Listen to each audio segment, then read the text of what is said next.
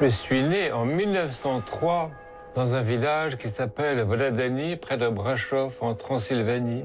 Mes parents ont eu une influence décisive sur ma formation. Ma mère se nommait Rebecca. Elle était d'une nature très religieuse, très active, très attentive à ses enfants. Elle était très bonne. Elle ne parlait jamais mal d'une personne ou d'une autre. Quand elle entendait l'un de nous dire un mot moqueur à propos de quelqu'un, elle disait « Laissez, il est homme de notre village ». Je ne l'ai jamais entendu dire du mal de personne. Elle voulait à tout prix que je devienne prêtre. Elle me disait qu'elle devait faire un costume de prêtre et pensait qu'il m'était destiné. Mon père également était religieux. Il était considéré comme un sage dans le village. Il était très réfléchi et parlait peu. Ses paroles étaient toujours des sentences. Et les hommes du village l'estimaient beaucoup pour sa sagesse. Il avait une vie extraordinairement proche de l'Évangile. J'ai été élevé dans cet esprit. Une église très importante, très près du peuple, qui s'occupe non seulement des questions religieuses, mais aussi de toutes les questions du peuple. Moi-même, j'ai été nourri dans ce climat. Le peuple avait toute la tradition vivante de l'Église. Je m'inspire aujourd'hui encore de la vie de ma famille, du village, du peuple. Le père Dumitru, c'est un génie absolument, c'est un géant du point de vue de la pensée, du point de vue du travail. C'est quelqu'un qui est absolument au-dessus des capacités de l'humanité moyenne. Ce qui m'a touché chez lui tout de suite, principalement, c'est ça, c'est son humanité. C'est justement quelque chose que lui-même souligne. Souvent, il dit que c'est ça le christianisme. Le christianisme, c'est pas une théorie, c'est pas une doctrine, c'est pas une philosophie religieuse, mais c'est essentiellement ce qui est donné à l'être humain comme possibilité pour s'humaniser au maximum. Et donc, ce caractère absolument exceptionnel, gigantesque, en fait, ça se traduisait dans une rencontre extrêmement simple. Et Dieu fait en sorte, l'Esprit Saint fait en sorte que des personnes, apparaissent à la surface de la vie de l'Église pour faire du bien aux autres, pour que Dieu soit glorifié aussi, que Dieu soit connu, et aussi que les autres êtres humains soient encouragés, fortifiés, aidés, éclairés et guidés. Donc c'est ce travail du Saint-Esprit que je trouve magnifique dans la vie de Saint Dumitru. Le Saint-Esprit agit comme ça pour sortir cette personne-là, non pas pour l'honorer elle-même, mais pour la rendre utile aux autres. Mon premier souvenir de lui remonte à 55 ans. Il venait de Sibiu avec ses filles, chez ses parents. Nous jouions tous ensemble là-bas. Il était jeune, beau, gentil et doux. Il aimait beaucoup les enfants. Il nous rassemblait et nous expliquait comment prier, comment aimer nos amis et nos ennemis, ne pas nous battre, ne pas mentir. C'était un homme très juste et très doux. Plus tard, quand nous étions plus grands, il venait passer tout l'été chez nous avec ses filles. Il n'en restait plus qu'une. L'une des filles était morte. Lydia venait tout le temps ici. J'ai été emmenée chez eux à Bucarest. En vieillissant, il devenait plus doux et meilleur encore. Il nous racontait des histoires religieuses, comment prier, quelles prières réciter. Finalement, il nous a appris la prière du cœur. Comment l'utiliser? Comment, lorsque nous travaillions tard le soir, ne jamais nous coucher sans prier à minuit? Car la prière de minuit était très utile. Il nous disait toujours, lisez les filles, le psautier, l'acatiste pour chaque jour, le lundi l'acatiste aux anges, le mardi Saint Jean-Baptiste, le mercredi la Mère de Dieu, le jeudi Saint Nicolas, le vendredi le jour de la croix, le samedi tous les saints. Et le dimanche, c'est le jour du Seigneur. Ne partez pas à l'église avant d'avoir fait vos prières du matin. Chaque jour, lisez un acatiste. Du psautier, lisez un cathisme. 2, 3, autant que vous pouvez. Et que la prière du cœur ne manque jamais. Lăudați spre El întru puterile Lui, lăudați spre El, dupre mulțimea măririi Lui, cu bucurie înceată azi adunându-ne, să lăudăm cu râvnă pre Părintele nostru, pre Marele Dumitru de Dumnezeu, Grăitorul cel minunat, și a toată lumea slăvitul învățător, spre următorul teologilor.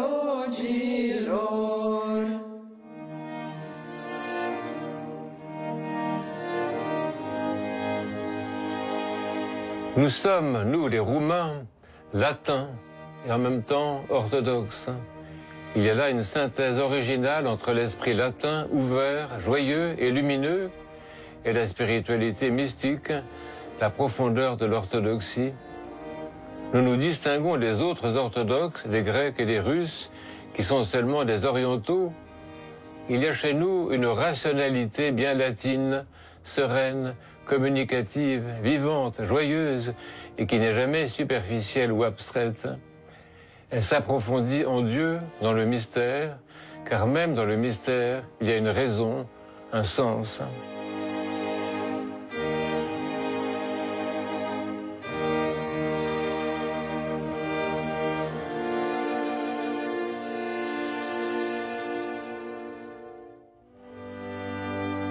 Ici en France, on n'était pas très au courant de ce qui se passait en Roumanie. Les Français étaient un peu ignorants, ou assez ignorants, ou trop ignorants de l'existence de la Roumanie. On entend quand même parler des gens dans l'église orthodoxe ici en France. Puis un jour, j'étais à l'Institut Saint-Serge.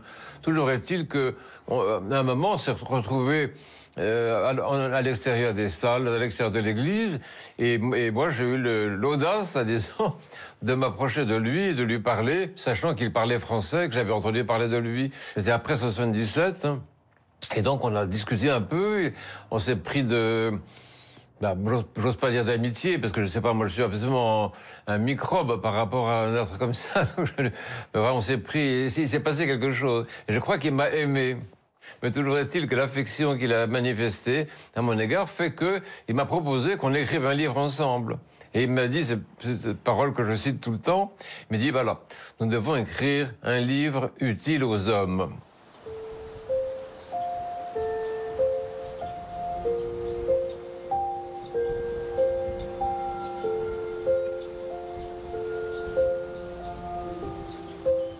On a eu la bénédiction pour se retrouver au monastère de Cernica, qui est près de Bucarest, qui est un monastère ancien, dans un très bel endroit. Donc cette conversation au monastère de Cernica, c'était le premier livre écrit en français sur lui, et donc qui a contribué à le faire connaître, à enrichir aussi la démarche orthodoxe dans notre pays. Ce qui est intéressant dans ce livre que nous avons conçu ensemble, c'est que nous sommes partis de la vie. Et on est parti de la vie, c'est-à-dire qu'on aurait pu partir des thèmes théologiques, la Trinité, l'Église, le Saint-Esprit. Et pas du tout, on est parti de la vie et de sa vie à lui. La méthode théologique la meilleure, c'est celle qui part de la vie, c'est ce qu'on a vécu, ce qu'on a expérimenté. Alors un jour, le père Dumitru a eu la mauvaise idée, si je peux dire, de se marier. Enfin, c'est une mauvaise idée du point de vue du métropolite, parce que le métropolite Nicolas pensait qu'il serait moine, etc. Et peut-être évêque un jour. Saint Dumitru lui avait choisi de se marier, et donc se marier, ils ont 3 enfants, ils ont une vie de famille. J'ai bien connu son épouse, Maria, et quand on les voyait tous les deux, donc moi je les ai connus beaucoup plus âgés, évidemment, ces deux petits vieux, ces saintes personnes, c'était magnifique, parce qu'on sentait qu'ils avaient vécu toute leur vie dans un amour authentique qui procédait de leur foi commune. Je pense beaucoup à ma mort. 2 choses me préoccupent beaucoup en pensant à la perspective de la mort. Je me demande ce que fera ma femme si elle reste sans moi, et ma fille, mon petit-fils, parce que j'ai des devoirs envers eux.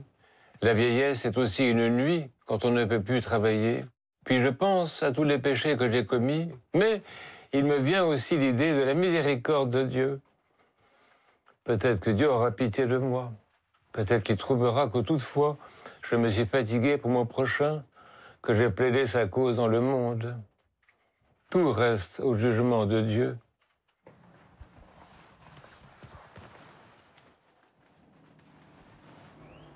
Seigneur Jésus-Christ, notre Dieu, toi qui es invisiblement présent avec nous, par la grâce de ton Esprit très saint et très bon, par les prières de ta Mère très pure et immaculée, notre Père parmi les saints, Dumitru le confesseur que nous vénérons en ce temps, accorde à ton monde le salut par la manifestation de ton amour et ta miséricorde.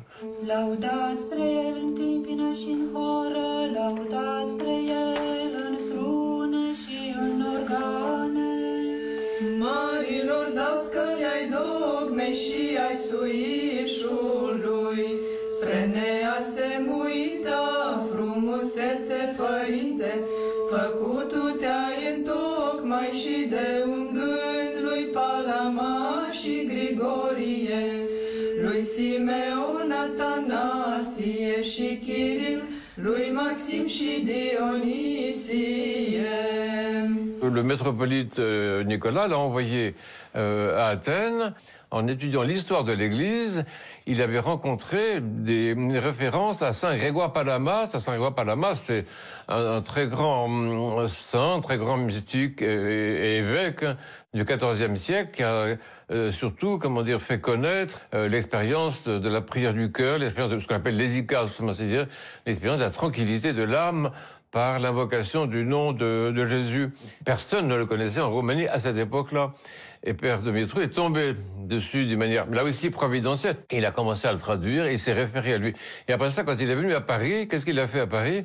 Il a été à la Bibliothèque nationale pour voir les manuscrits de Saint Grégoire Palamas. Et qu'est-ce qu'il a fait quand il est rentré en Roumanie? Il a publié un livre qui s'appelait « Vie et enseignement de Saint Grégoire Palamas ». Et c'est cette découverte avec cet écrivain Hésychas du XIVe siècle, qui est le départ chez lui de son œuvre magnifique et que je considère comme principale, qui est la traduction de la Philokalie.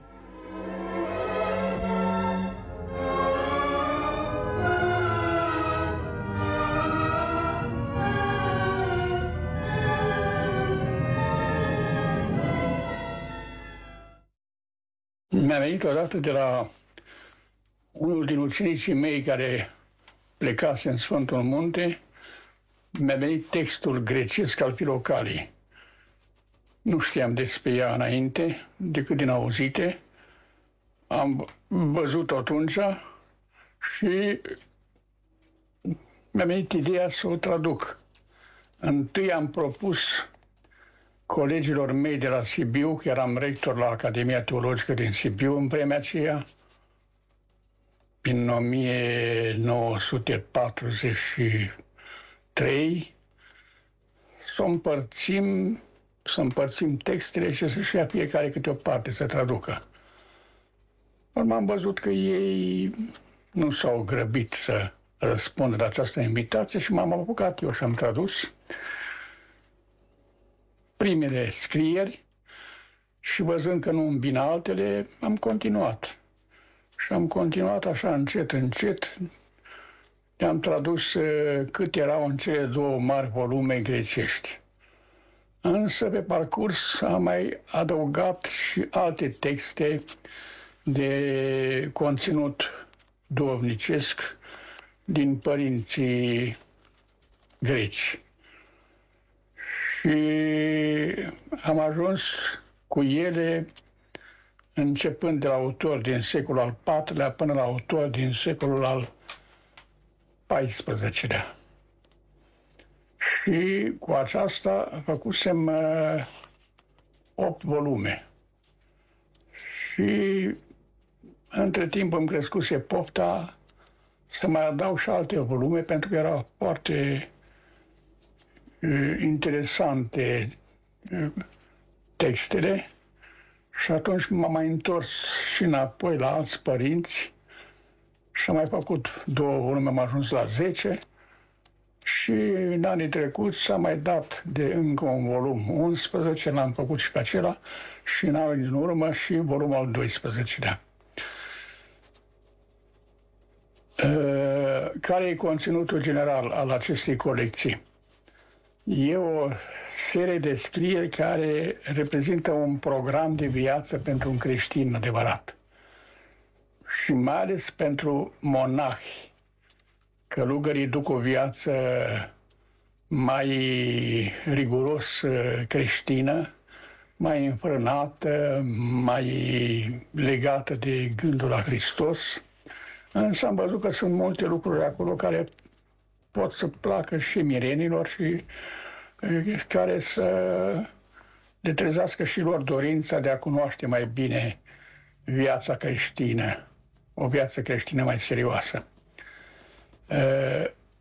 Și așa a ieșit, să zicem, un program de viață pentru creștinii mai râvnitori. La Philokalie donne des textes patristiques qui sont très beaux, très saints, très intéressants, mais ils ne sont pas toujours compréhensibles au premier degré, on va dire. Et Saint Dumitru, le confesseur, donc, a dépensé aussi le meilleur de lui-même, a apporté des notes. Alors, dans la Philokalie roumaine, on a cette caractéristique, on pourra le regarder tout à l'heure si ça intéresse, qu'il y a des notes quelquefois abondantes, quelquefois qui prennent la moitié d'une page, ce qui paraît beaucoup, pour rendre accessible aux lecteurs moyens, comme vous et moi, ces textes qui sont quand même un peu difficiles. Ce qui est important dans la théologie de Saint Dumitru, c'est comme chez Vladimir Lossky, par exemple, c'est l'insistance sur la valeur de la personne humaine. Tout ce qui est lié au mystère de la personne, c'est le dialogue, la liberté, la communion entre les personnes, la relation entre les personnes et le cosmos, la création. Tout ça est développé chez lui, mais beaucoup grâce à ce mariage, en quelque sorte, ce mariage heureux de la tradition patristique et de la pensée occidentale, catholique ou protestante. La pensée de Dumitru Stăniloae a moins marqué la pensée catholique que la pensée protestante, par exemple, sans doute parce qu'il a noué moins d'amitié, de relations fortes avec des théologiens catholiques, mais quand même, elle a effectivement fini par pénétrer cette pensée, au moins en partie. Et je dirais qu'il y a peut-être deux éléments de la pensée de Dumitru Stăniloae qui est retenu dans certains écrits catholiques. C'est d'une part sa pensée d'une ecclésiologie de communion, c'est-à-dire de penser l'Église comme le lieu où l'homme va vivre en communion avec Dieu, mais qui va lui permettre de vivre aussi une communion avec ses frères, bien sûr, grâce à l'action de l'Esprit Saint qui nous unit à la personne de Jésus-Christ. Un autre élément aussi marquant de la pensée de Dumitru Stăniloae, c'est sa pensée de la création, qu'il développe dès les années 70 et qui joue un rôle central dans son œuvre. L'idée que la création est une médiation nécessaire entre Dieu et les hommes, une médiation dans cette communion de Dieu à l'homme et le fait que la création elle-même doit entrer dans cette communion à la vie divine. Je suis professeur de théologie œcuménique à l'université Charles de Prague et je suis également membre de l'église Hussite où je suis pasteur. Quand je me concentre sur la manière dont le père Dumitru interprète les Écritures et travaille avec les pères de l'Église, je vois plusieurs sources d'inspiration. La première est qu'il s'agit pour lui d'une tradition vivante.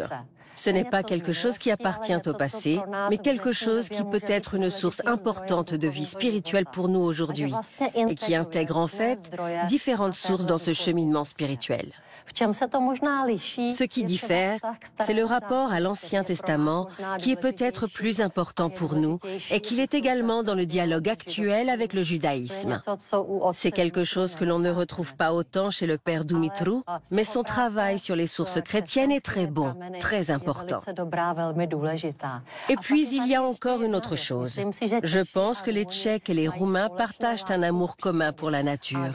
Et quand il dit que dans le personnalisme occidental, il ne suffit pas d'avoir une relation entre l'homme et Dieu, que la nature doit toujours faire partie de cette relation d'une manière ou d'une autre, cela réjouit notre cœur.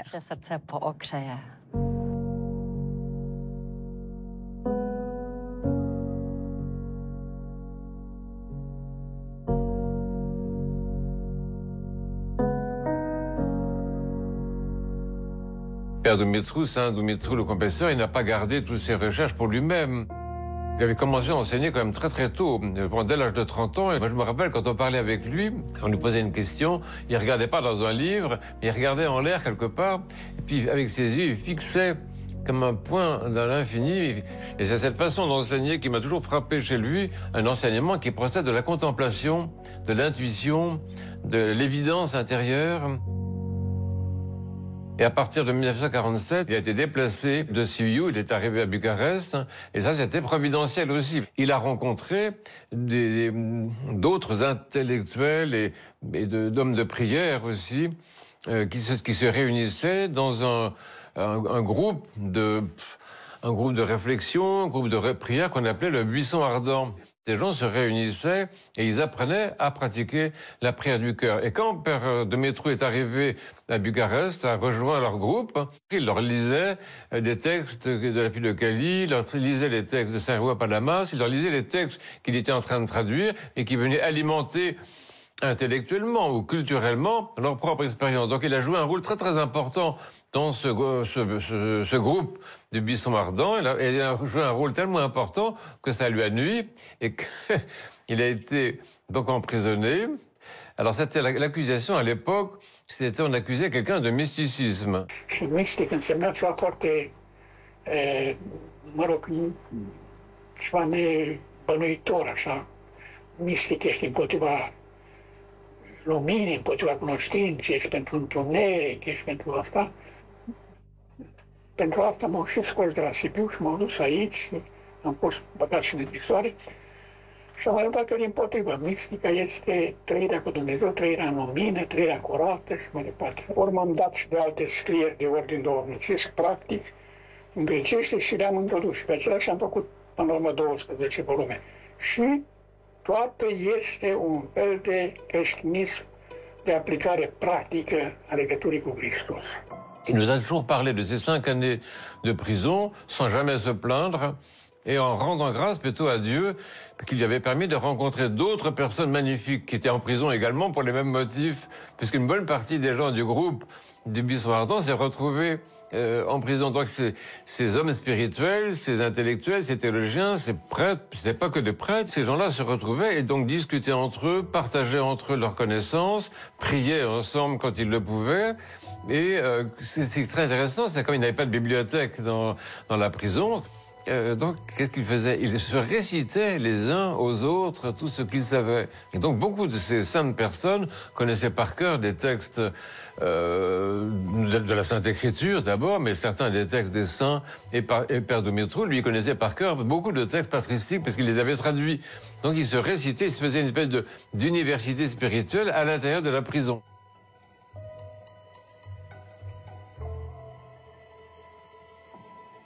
Père Dumitru nous disait que ces 5 années passées en prison, pour lui, ça avait été vraiment l'école de la prière. Et je reviens à ce que je disais tout à l'heure, c'est que c'est vraiment la vie qui est la base de la connaissance. Que ce soit la vie dans le village avec sa famille, que ce soit la vie dans les voyages qu'il a pu faire, les rencontres avec les personnes, les séjours dans les monastères aussi qu'il faisait, et la vie en prison, l'expérience vécue en prison, l'expérience vécue de la prière. Là, c'était la rencontre avec Dieu. Donc il est sorti de prison enrichi et non pas appauvri. Je pense qu'il y a une partie avant la prison, et il y a une partie après la prison. Et la partie après la prison, c'était une période de restitution. Il a restitué tout ce qu'il avait appris auparavant, parce qu'en fait, on reçoit de Dieu par la vie, par l'expérience, et après ça, on rend sous forme de témoignage, sous forme d'exemples surtout. Alors il faut savoir aussi une chose qui est importante, c'est que Père Dumitru n'a jamais été prêtre de paroisse. Lui-même, il écrit quelque part, il dit c'est vrai que si j'avais été prêtre de paroisse, j'aurais peut-être pu mettre en pratique un peu plus les choses que je ne l'ai fait. Et il s'est un peu reproché à lui-même d'avoir été, pas avoir accepté ou de ne pas avoir cherché d'avoir une responsabilité pastorale. Mais il n'empêche que ça ne l'empêchait pas d'enseigner les autres prêtres. Il a eu un rôle très très important parmi les prêtres de son temps. Alors que lui-même, il était prêtre, bien sûr, mais il n'était pas chargé de paroisse. Il n'a jamais été prêtre de paroisse. Lorsque nous lisons le père Dumitru Staniloae dans le contexte de l'Europe post-communiste, une chose est très importante pour nous. En effet, il n'est pas sorti brisé de prison. Et quand il dit plus tard dans sa théologie que chaque époque apporte de nouvelles formes de mal, mais qu'en même temps, Dieu apporte à chaque époque de nouvelles énergies créatrices, cela représente pour nous une grande source d'espoir. Et je pense que cette théologie de l'espoir est une ligne rouge très importante pour notre réception de l'œuvre du père Dumitru Staniloae.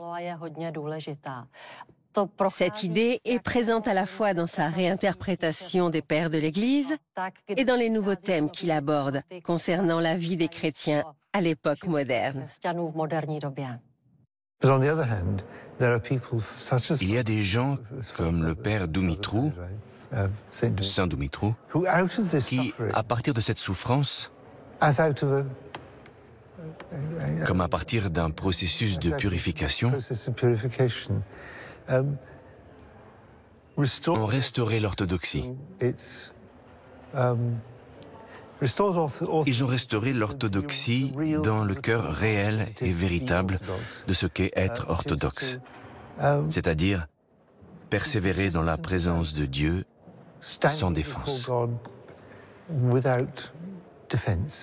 C'est quelque chose qui, je pense, transparaît dans sa théologie.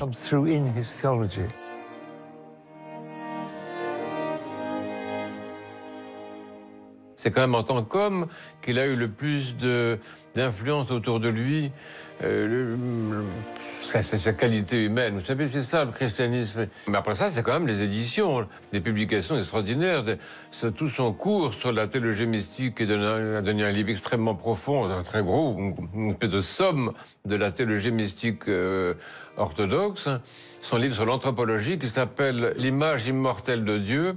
C'est un livre qui est très très intéressant aussi sur l'anthropologie, dans lequel il approfondit toute la structure de l'homme, corps et âme, la vision biblique en fait, mais c'est approfondi à l'aide des textes patristiques toujours, etc. Et finalement cette dogmatique en 3 volumes que nous sommes en train de publier en français maintenant.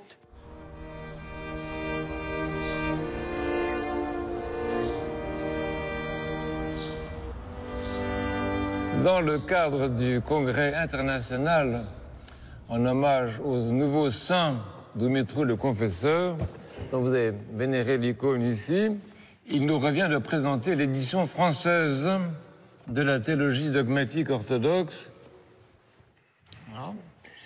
dont 2 volumes sont parus et le 3e est encore chez l'éditeur. L'archiprêtre Jean Boboc, que le Seigneur lui accorde le repos, Monsieur Romain Ottal et moi-même avons travaillé de notre mieux à rendre en français cette œuvre immense. L'ouvrage existait en d'autres langues, par exemple en anglais, mais pas encore en français. Il constitue à présent un monument non seulement de la culture roumaine et universelle, mais également du patrimoine français.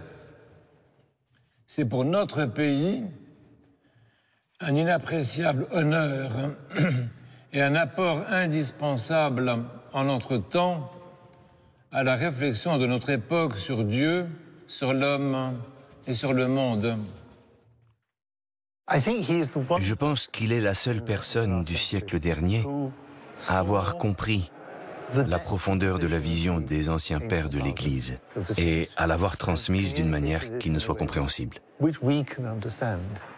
Să facem din fiecare creștin un luptător, nu ca să-l convertească pe celălalt numai la credință, ci ca să-și arate un model de om.